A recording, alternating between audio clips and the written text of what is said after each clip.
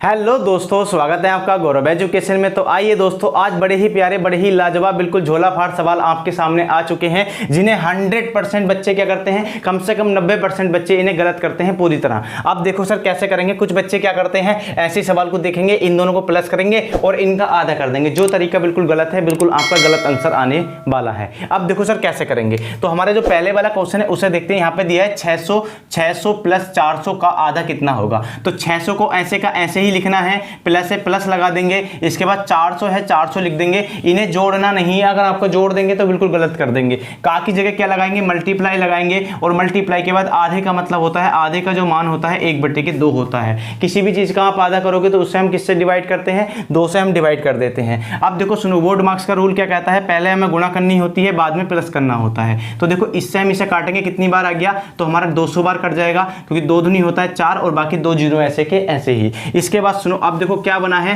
600 plus के हमारा क्या हो गया 200, क्योंकि 200 ही करना हो गया 200, तो 200 हमने लिख दिया। इसके बाद इन दोनों को कर देंगे प्लस और इसका आंसर आ जाएगा 800। तो इन दोनों का आधा कितना हो जाता है, हमारा 800 हो जाएगा। लेकिन आप क्या करते, इन दोनों को प्लस करते और आधा कर देते 500, जो बिल्कुल गलत हो जाता है। लेकिन अब देखो ये क्या है, इसका बिल्कुल सही जवाब है ना।